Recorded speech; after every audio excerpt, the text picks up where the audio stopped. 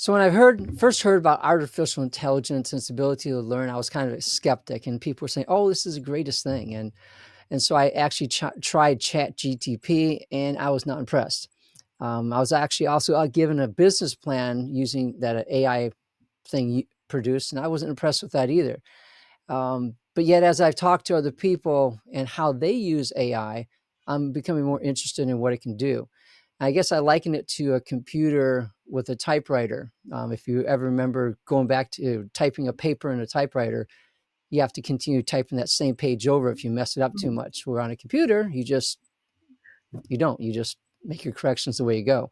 And so I think AI is going to be a similar thing where you have to get used to using it, and then it can be very useful.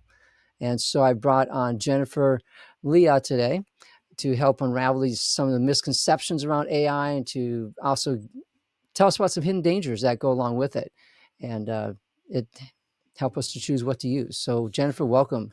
Thank you. And to start off, um, this is a Christian podcast, and I'm just saying, what is one way that you have found to honor God in our business that other people may not think about?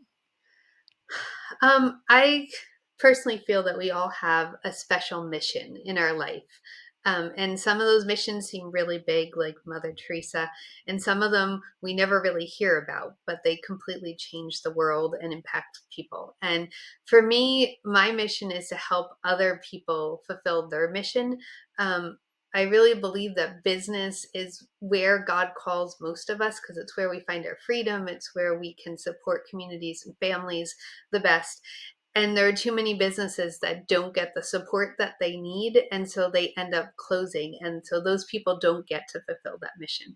And so in my business, I feel that I serve God by serving other businesses and making sure that they can fulfill their business, their mission in the world. Very good. That's Yes. neat. Thank you. And so takes a few minutes and share us about your journey and how you got to start, how you started working with AI and what you do with it now. Yes. So I started my business career as a copywriter. And so really using AI was the furthest thing from my mind. At that point, it was still science fiction. We're talking 15, 16 years ago. Um, and so when it came out a couple of years ago, first of all, everyone in the writing community lost their mind because they thought none of us are ever going to get to work again. Um, but also there was the other side where people felt that, oh, we'll never have to do work again because we have AI. And I took the middle of the road. I thought that there are tools and some of them are good and some of them are bad, and but most of them have a purpose, and you need to at least evaluate them to see how they work. And like you, I tried chat gpt in the beginning and I thought, I don't understand. Like I don't understand how this is so amazing because I didn't know how to use it, and so I left it by the side for a while.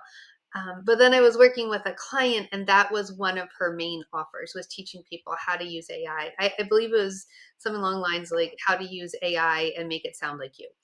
And so I Okay. helped her with events and webinars, and I learned a lot from her and realized that everybody was touting it as, oh, this is your writer that can do everything for you and create everything, when really it's not a person that you have, it's a tool. It's like a calculator.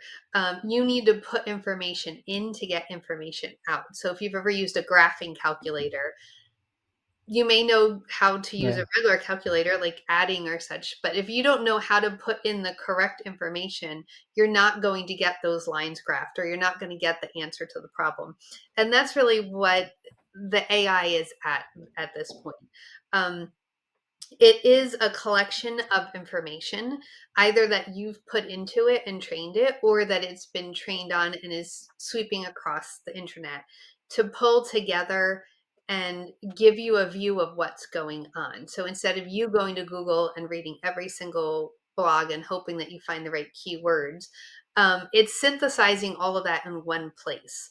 And so I started experimenting with it and seeing how it could work, and saw how it had a place in business that wasn't replacing everybody, but was serving in a better way and giving people more information so that they could serve their audience in a better way. Um, and do tasks that we're doing anyway, but really refine them in a faster fashion. So that's where I am right now. That when I use it with my clients, a lot of it is for research, for market research, for messaging research, but also taking what they've done and turning it into something else so that they're not constantly spinning their wheels, creating Yep. content. Yeah, I did a talk just yesterday about escaping the content mill of modern business because we all feel like we need to create so much content, and really, you don't need to. That's an interesting comparison to with a graphic calculator and just that it's a tool.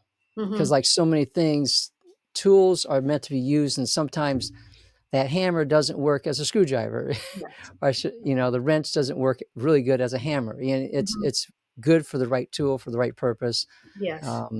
Research sounds like a great way of using that, to scan a bunch of articles that you don't have to read. It can maybe look through them to find out what you need. So Mhm. research is one way. What's a couple other good ways we can use AI appropriately? I think that one of the most valuable ways to use it, and there are a few others I'll go over, but one of the most valuable ways is as a social listening tool because since it has access to the entire internet and is synthesizing everything that's going on, your ideal client is on the internet looking for things. They're searching for recipes, they're searching for clothes, but they're also searching for answers to the questions for the problems that you solve. However, they're not usually posting that on Facebook. Sometimes they are, but most of those we're afraid to ask because then we think, oh, what will people think if I don't know the answer to this question? If I'm asking this question, what are they going to think about me? Yeah. Yes, Yes. yes. But in the middle of the night, it's in their head and they're searching on Google or wherever. And so getting into the mind of your ideal client, not in like a matrix type of way, but capturing the information that they're putting out there, but not sharing with you, and probably wouldn't even share with you on a sales call or on any kind of communication between you because it is guarded. And we don't want to, even though they say there's no such thing as a dumb question, we still, especially as adults and professionals, we want to come off as we know what we're doing, right? And so there are things that we're afraid to ask. And so when you go in there and ask, this is my client, this is my ideal client, this is what I want to offer them, this is the transformation I provide. Can you tell me more about them as far as what are their hidden fears? Sometimes we're afraid of things, but we don't have words to put to it. So even when you're having a conversation with someone, they're not going to say, oh, you know what, I'm really afraid that if I start email marketing, then I'm going to run out of ideas and people are going to get bored reading my email. They're going to say, well, oh, email marketing seems overwhelming and I don't think I'm very good at it. But really, the fear is that they're going to get to a point and they're not going to be able to keep it going. Those are Yeah. things, though, that are being put out on the internet. And so, like it or not, all of that is tracked when you're on the internet. There are bots tracking it, and that's why AI really isn't as new of a thing as we think. Spell check and all of that are still AI. um, but one of the most powerful things is the questions they're afraid to ask. But also I look at what webinars, this is one of the questions that I ask sometimes, what are 6 webinar titles that my ideal client would really like to go to? And so Hmm. they're weighing Okay. like what are popular webinar titles in this niche. And it isn't even necessarily that I'm going to use that exact title and create a webinar. But what I know is that if I'm talking about this aspect of that topic, my people want to listen to it. And so I can talk about that topic more. So little details like that truly change how you're interacting with people, because many times when we are speaking to our audience, we are sharing things that are valuable and we want to be there to serve them, and they say, provide value and give information, but we're talking up here, and or we're talking very broad, whereas our audience needs to hear just this one small piece to get hooked and say, oh, that was what I needed to hear. Because I always say when people are too stuck and in a hole, they can't make decisions, right? They're too Yep. overwhelmed. They can't see where they're going. If you can empower them with just a little step up that now they can see out of the hole, now they can make decisions because the person in the hole is never going to buy from you. They're just stuck. Um, so sometimes narrowing that down to what are those hidden fears? What are those topics that they, when you think of like health or building wealth or building a business, there's so much you could talk about, but really there's these little things that people want to hear most. And it isn't so And much so that, you can put uh, that into a chat, not chat GTP, but you could put that into AI and say, hey, go search for this type of client, and they might be asking for this or that, and it would come yes. back with those things. Well, it isn't so it's a process. And so when I do Okay. this, it does happen faster than me doing it and having focus groups. And I can tell you from clients, we've done focus groups and then we've done this, and you get so much more information because people don't want to share as much openly. But I start by Sure. describing, I would describe myself. Like my name is Jennifer. This is the business that I have. This is how I serve people. These are the tools that I use. This is a typical transformation, couple of paragraphs just describing like my process and what I'm doing and who I want to connect with. And then I say, this is the client that I've worked the best with, and I want to connect with them better. Could we go through some questions? And this isn't an exact prompt, but you get the idea. Could we go through some questions to help me identify with my ideal client more and get to know them better? And so then I go through a series of questions. So the first one usually is, what is it that they want most out of, because I work with business owners, what is it that they want most out of their business or their marketing? And it gives me that. And then I build from there, because now that we have worked out a framework, sometimes it comes up with stuff and I'm like, no, that's wrong. We're going to refine this more. And through giving it information, asking it information, I can get a full picture that then I can create into an ideal client um, analysis, I guess you could say, that we can use with my client in building, let's say, a webinar campaign or doing a launch or forming a new product. So one example is I've done this with a client I've been working with for a while, and she's an amazingly talented health coach. But she just wasn't, she was talking about it and she knows so much, but there was like this disconnect. And so we kept refining things. And finally I said to her, well, what is, we need to really get down to what is that one little aspect of health that is going to get them talking, because everybody knows that she has a big following. People really like what she has to say, but it wasn't taking them to the next step. It's like, what's going to take them to that next step? And so we went through a process of doing this through AI. Um, and they said pain, sleep, and I forget what the other one was. There were 3 or 4 top points that push Topics. people, Yes. topics that push people to say, yes, I need some help with my health. And so she focused in on pain. And in the matter of a couple of weeks of shifting that, her business is completely transformed, Hmm. because now it's not, I need to redo my whole health. It's like, oh, my back is really hurting and I'm tired of it. And so that little nugget that may have taken years of, because she did surveys, she did focus groups, she talked to people, and nobody could actually tell her that's what it was. But And people are up at night searching for it. So now we know. yeah. And how did you find that they're interested in pain? By just asking the AI what are they interested in?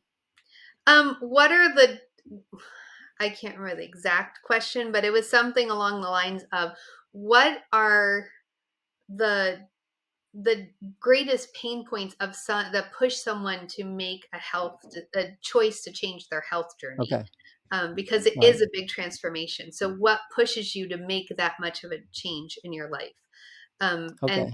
there was a few, and she's like, oh, pain, I know, I've done so many classes on pain, let's start there. um, Hmm. but when pain was just in the general context of things, Yep. it wasn't hitting people as hard as, let's do an assessment, because then she created an assessment from that of like, what questions should I ask people to make them realize how pain is affecting their life. And so we turned that into a survey that people do on her website. And now they can go through and realize, wow, pain really is affecting my life. It's not just talking about this is how I can help you solve your pain or this is what causes pain. It's giving people that realization that they are in so much pain that it's holding them back from what they want to do in their life, with their family, at church, in their business. And so that all came from, this is a couple of weeks of research. Sure. However, as I said, it would take finding probably 200 people that were willing to talk to you and actually getting them to be honest and synthesizing information. We're talking about 5 years of research as opposed to Sure. a couple of weeks. Now, I think you're referring to this, but you're not quite exactly saying it. Okay. You're talking about, and other people said, training the AI, Hmm. that you have to teach it and train it to how to think, what to think. Yes. That so that's a part of it, and that's why just putting something in, you're not going to get good results, but you have to train it and all that. Correct? Yeah, so there's two different levels of training. Any kind of AI tool has been trained in some way. This way, it understands language. It can take language and replicate language. Just the way when computers first came out, my brother had a Commodore 64. He was really into computers, even though My they're brother pretty did big. too. And Yep. my mom would sit there and read him all of the coding, basically, and he would Hmm. type it in, and they'd spend hours, and all of a sudden it would just do like one little streak across across the screen, but it was exciting, right? So just like that, the AI needs to be trained. It's just a blank slate, and it needs to understand how things work, just like you programmed it into a graphing calculator. Now it knows when I put in these things, I create a graph. Um, so there's that there's a training on it to create an AI model that then we could buy into ChatGPT, Magi, Claude, whatever one you're using. But then there's also, once you have this tool, it's very generic, right? If you just put what it spits out there, it would be like when people used to, sell term papers when we were in school. That's like the old AI. You'd have some, but not that I ever bought it or sold it. But I'm just saying, like, people, there would be someone that would make these term papers and make lots of copies and sell. Hmm. And it was very generic because you didn't write it. You just put your name at the top of it. You don't even know what it says, and you're just handing it in. It's kind of along those lines that you're just taking whatever is in there and you're trying to say, oh, this is content that will serve my audience. Where really what you need to do is get it to know who you are, get it to know your style of doing things. So I have a document that has writing samples in it that are things that I wrote that have concepts that I share a lot. They show my style of writing and how I phrase things, key phrases that I use a lot. And so I upload that a lot when I'm using AI. If I don't, now I have one where I have a trained workspace. But before, when I didn't have that, and I was just using the public version, I would upload that because this is how I talk. I don't want to be writing and then all of a sudden send things out and they're like, this doesn't sound anything like her. um, Yeah. Question. yes, go ahead. Yeah. So, how do you get? All right. Two questions, but you Okay. talked about open and closed systems. I want you to talk about that. What the difference Yes. is. And then how do you get, you just mentioned something about you had a system that you could, that was generic, and then a system that you basically own and you're training and it comes back to you, you're the same person on that. Can you Yes. touch on both of those real quick? Yes. So those are somewhat related. There is open AI, which ChatGPT and the like, which is open software. You can start an account. You don't even need, well, you do need an account, but it's free. You can use it. You're allowed to use it to a certain extent. And it's just like a Gmail account or whatever. Anybody can use it. Then there's closed, where you buy into an account, and you own the content that's in there. So the difference is we might think it's just free versus paid. However, there's some paid ones that are still more on the open end. And what that means is that whatever you put into it or create from it, it goes back into the model and other people can use that, basically. So coming back to the term paper idea, it's the difference between you writing your term paper in your at your desk and handing it in, and then you getting that back, versus if the teacher kept all those term papers and then said to other students, oh, you can use these to inspire you to write more term papers. A closed system, it will reuse what you put in there for you to create content, but it will not take your content. And like, if I put stuff in, you wouldn't be able to search and then, you know, basically plagiarize what I have on there. And legally they can do that. So you have to realize, when you're using something that is open, when you put stuff in, it is using that to train the entire model, not just train the model on your way of doing it. So just be cognizant of that. Yeah. So if Um, I was going to be a content creator, a mhm, podcaster, and I want to or write blogs off my podcast, mhm. I would pretty much want a closed system that just say, here's how I write, so Yeah. that later on it can start copying how I write and write things for me based upon the video or audio. Yes, that's something that's important when you're choosing a tool, and there are more and more tools coming out. Is knowing that whatever you put in is not going to suddenly be passed to somebody else. Now, if you're putting stuff out on the internet, there is, I mean, tangentially it is being passed, but it's not going to be passed verbatim. It's not where it's training that model of, this is how you talk to people about this, and someone asks a similar question, it's like, oh, this is exactly what you do. That's where a lot of the controversy with AI, as far as creatives, writers, artists, podcasters, has come in, because some of the models have used copyrighted information to train the model. And so realize that whatever you create is in some way copyrighted, because you have intellectual property rights to it. But if you're putting into open system, then you lose those rights Sure. over it. So Okay. yeah, This may be hard to gauge, but yeah. what is the time return on investment with AI? Like if I started brand new today, when am I and start investing an hour to a week, when am I going to get that time back, or when is that break even time? Um, I would say that a lot of the ROI comes in understanding how to use the tool, more than getting to the point where the tool does something for you. It's a matter of knowing how to phrase it. And I know that there's a lot of people selling prompts, and so you can start there with generic prompts. But again, you use generic prompts and you get generic answers. Generic answers. Yeah. But it's a good place to start if you've never done it before, because then you start to understand how you build prompts and how much information you have to put in there. And so sometimes, I am a writer and I create videos and I'd like to maximize my time. So I'll take a video and turn it into something. I'll take a writing assignment and break it into things. But I've worked on my prompts that I use now for so long that now I know what I need to tell it to get out what I want. It's not going to take something. And so I would say it's a learning curve.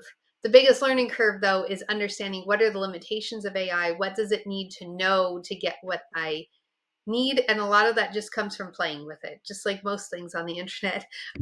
You learn it best by experimenting and failing and Yes. seeing how it works. But the AI models have come very far, and I feel like within a couple of weeks to a month, depending on how tech savvy you are or how much exposure you've had to it, you can get up and running. And then once you understand the process, now you can replicate the process. It's not about Okay. continually coming up with new prompts. It's about finding the prompt that will help you simplify what you're doing, and then using that over and over again and possibly refining it.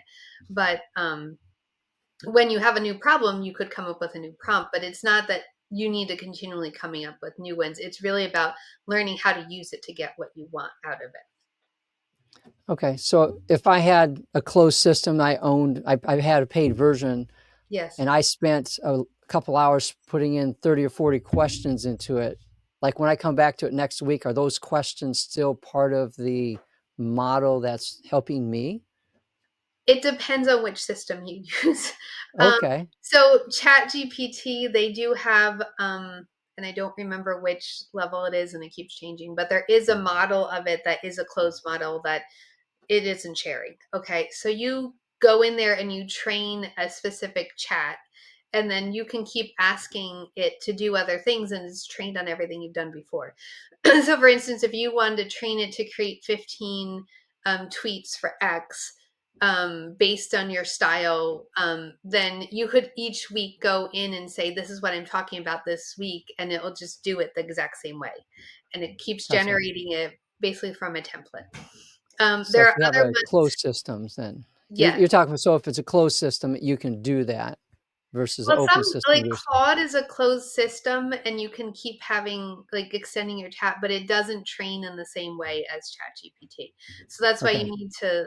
I use Magi right now because it lets me create a workspace that I can train on my voice and I can train on my business, so that then no matter what I do, that is in there, and I don't have to start from scratch every time.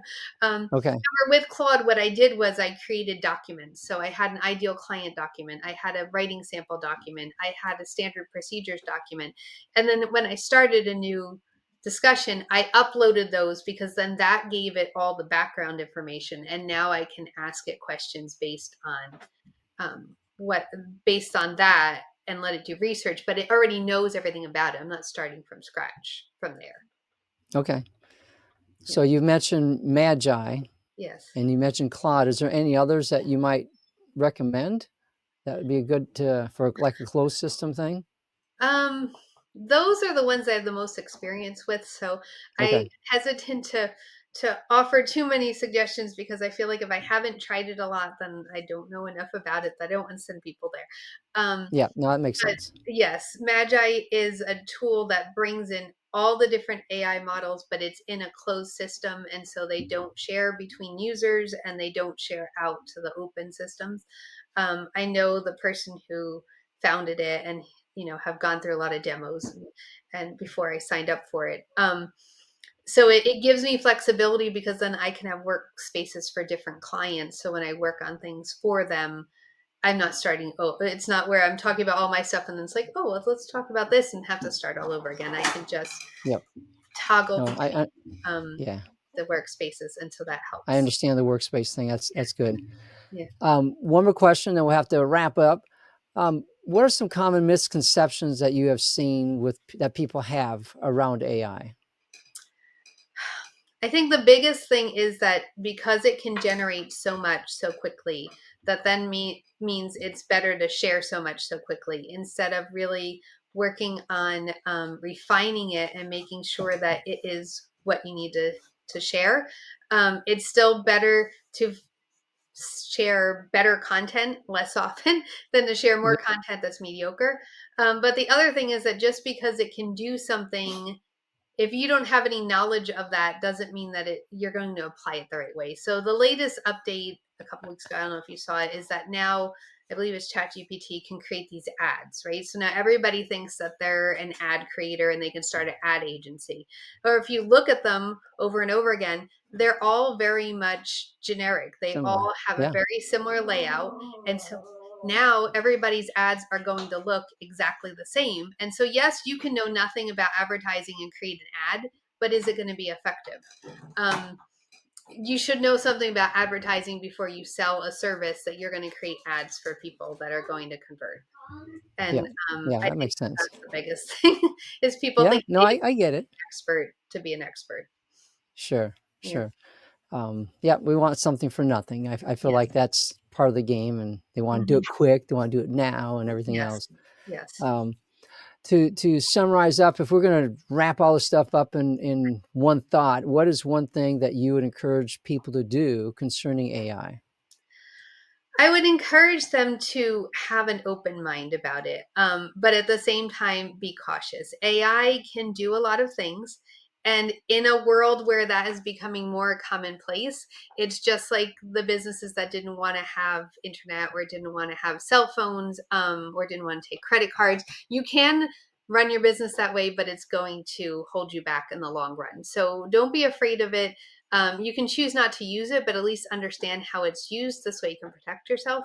At the same time, when you're using this as a tool and it can help you scale, understand that it does have limitations. And it doesn't mean you can take your hands off the wheel and just have AI run everything. There's a lot of people that are selling that concept. you need to know how to do something before you can replicate it or refine it in AI. Going back to the graphing calculator, if you know nothing Yep. about geometry, a graphing calculator does you no good. So, yeah. Absolutely. Very good. Well, Jennifer, thank you so much for your time and encouragement today. And as Mhm. far as the audience, the next steps to put this into practice, check out the show notes because we're going to have some links and sites from Jennifer that you can get a hold of her and contact her more. And sign up for our newsletter because that's a great way to communicate with us and not miss out on future episodes. And so, friends, that's all we have for now. Trust you have been inspired to redeem your business, redeem your time, and buy it back and walk worthy of God's great name.